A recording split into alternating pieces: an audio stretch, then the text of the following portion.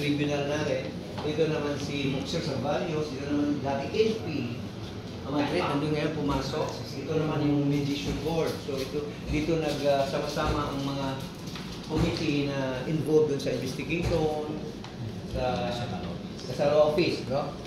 Maliit, then ito yung co-op natin, babakante dahil may sarili sa office doon. Hopefully, yun po ang maging opisina ko, no? So, dito po yung ang exit ni INPI kapag mayroong gusto siyang nagmadali, hindi niya kailangan makausap yung harap at nagmadali, exit dito po, may dito doon sa kabila, di ba? Doon sa labas, mayroong helicopter na hintay.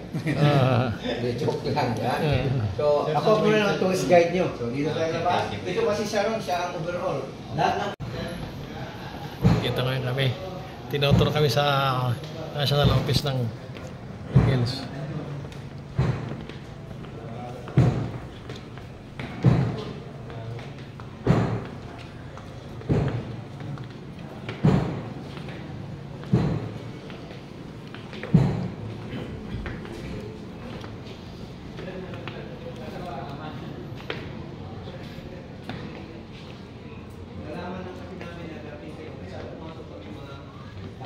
pero yung mga staff natin, wala sila. Holiday ang Quezon City dahil Manuel Quezon Day. So dito po ang ko, yun po ang lahat mga stocks kung mayroong mga kopya na nawala o server, yun po lang natin. So dito yung kalalayan ng Avila. Kasi ito yung chairman na screening committee. At ang safety natin si ay, dito si Kuya Jericho. So, ay, pag pumasok tayo, holding area at opisina ni NP. No? So, Chairman of Membership and Screening. Ay, kay Jericho. ito yung kay Jericho, ito yung kay Sikjen, General na rin. At kay Kuya Alan. Oo. So, nandito po ng holding area na rin. Ay, kanto itaas Ito sila. yung mga pinakasi na rin. Tinuro na habang wala pa. Oh, yan. So, Hindi. Paso yung hindi ko makontak si ano. Ay, ito yung kaya. incoming go. Kaya. Kaya kan ba lang? Yung mga staff ni NP. So, sino yung favorite nyo dyan? Pasok ko kaya. Huwag yung lang. Pasok kayo, pasok! Pasok para! Hindi kayo nagsisikan dyan. Picture kayo dito din, di ba? Sige, mga Si Ate Lynn naman ang in-charge dito. Kung gusto niyo po niya, siya ang ano dito. Pag hindi, pag isarduhan tayo, hindi kayo mapapasok. Oh, Ilocano din kuya, taga Tarlac din. Ilocano? Oh, taga Tarlac, Ilocano. Tarlac pala siya. Kung gusto niyo magpa-picture, Morning, kuya. Good morning po. pwede naman kayo. Ano ba, kuya? So, pag mamaya, pagpasok na niya kay NP, hindi ko lang alam kung saan ang venue ng OTP. tayo. So, Palagay ko dito kuya kasi andito yung dito yung ano, di ba? Hindi, andito yung ano ba yun, di ba? May mini prayer. So, gusto, pwede kayo, dito si Lipe. Ako muna ito, hindi naman yung si Lipe. Sarado, nakalak. Wala, kasi holiday. Holiday, oh. Ito yung Vice President for Luzon. Sangaira. Ito naman. Ito yung opisina ng BPN. Yan, yan. Uy, Bukas. may tao ah. May tao? Sino kasama mo? Meron din. Mayroon Pasok. ng tour ha. Oh, may swerte kayo. Masipag ang NBP. May tao kahit holiday. Di ba kahit holiday? Mga governor sa Luzon. Northern Luzon. Hinihingal ako ah. May conference room sila. Kuya Yung Jason opisina Masaw. nila. Kung gusto nyo magpa-picture, Ang maganda rito. ito yung opisina ng Executive National Vice President. For Luzon, kuya. ANBP. NBP. Hindi lang Luzon. Ito ang mukha niya. Oh. National. Hmm. Parang nakita ko na si Kuya Jason. Jason Masa. Nakita na natin siya, no? Staff nila. Di ba? Maganda opisina.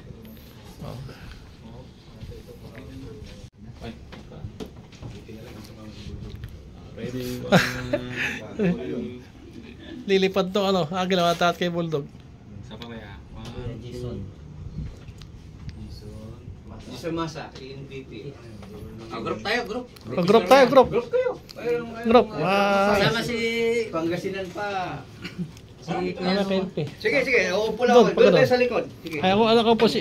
Ay, doon kaya, kuya. Doon ka lang sa upo, kuya, kaya. Sa gitna kayo. Dito na ako. Dito. Parito sa likod, sa likod.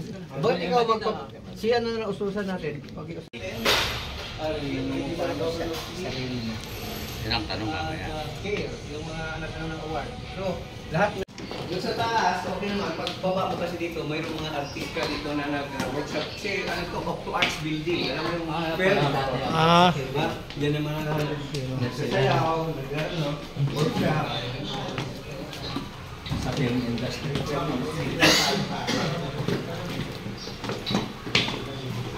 Tingnan mo po baka natin yung picture ko.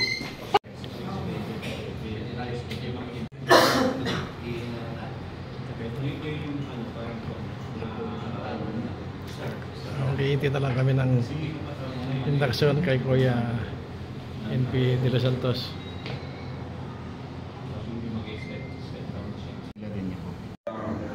With the disaffiliation of incumbent Regional Governor of Northern Luzon 24, Anton Avalos, and some of regional officers from the Fraternal Order of Eagles, Philippine Eagles Incorporated, it has become necessary to ensure the continuity of the regional affairs. So other regional affairs, as listed here, the Vice Governor Alan Aquino, Secretary Rudy Racacho, Treasurer Jojo Kaningbatan, Auditor Raimundo Arrogante, PIO Eagle Joshua Rodriguez, Protocol Officer Leo Rumbawa, Protocol Officer 2 Joseph Evangelista, Tribunal and Grievance Eagle Ariel Ganano, Peace Officer 1 Eagle Nestor Donato, Peace Officer 2 Dante Doniere, Comelec Chairman Raul Diaz, Comelec Member 1 and 2 Eagle John Michael Ballo and Sadi Disenya, Board of Directors Eagle Ronald Cabreros, Eagle Rani Villena, and Eagle Alan Lacandula, National Assemblyman Eagle Julius Zayus Canyo, Eagle Michael Lloyd de Vera, Eagle Jonathan Ruiz, and the alternate National Assemblyman were Emmanuel Perez, Clarence De La Rosa, and Eagle Aquino. The Fraternal Order of Eagles remain committed to its core values of service to strong brotherhood.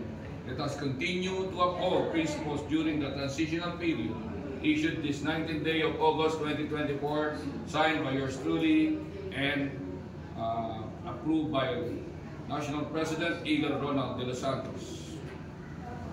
In pursuant of the new executive order issued by the National Office, that the new governor, hindi na OIC, no? The new governor is now appoint in lieu of the disaffiliation of the former governor. And ensued election. So please raise your right hand for the oath of officer. I, Eagle, state your name. I, Eagle Sanid Sena, Having been elected to the position of, state your position and your region. the position of Comelec Members 1 in Aligwas Eagles Club. A region duly affiliated Related to the Fraternal Order of Eagles, the Fraternal Order of Eagles, Philippine Eagles, Philippine Eagles, Incorporated, Incorporated, subscribing to subscribing the to Constitution of the Philippine Eagles, of the Philippine and Eagles, believing in its capabilities as a and self-reliant, self-reliance, first Philippine-born, as a Philippine-born, fraternal social civic organization, do hereby solemnly make oath that I shall defend and uphold at all times the said Constitution the said Constitution of the Philippine Eagles, of the Philippine Eagles, as well as all laws, as well as rules and regulations rules and regulations duly promulgated by the Philippine Eagles by the Philippine Eagles and by my club, and by my club, and having consciously uphold at all times the Eagles Delicadeza and moral code of ethics as the ultimate measure of my conduct and judgment relative to my dealings with my club, with my club, with my region, with my with region, my national fraternity, and with my fellow Eagles. and the Eagles. So help me God. So help me God. Congratulations mga kuya ko. Perform as you have said na dapat after this induction of your new set of officers, you have to review all the clubs under the region of NLR, Northern Luzon Region 2024. So congratulations sa inyo mga kuya. And alam nyo naman, you are in the right track. That's why kung ano man yung inyong doubt, ano man ang problema, you can call in our office, you can call our Secretary General, you can call our Chief Executive Officer, and our past National President, Kuya Madrid. So, walang dahilan na kung may mga problema kayo, kayo na mag-uusap at hindi namin nalalaman na may problema kayo. So, again, congratulations sa inyo mga kuya. Good luck sa inyo. Thank you po.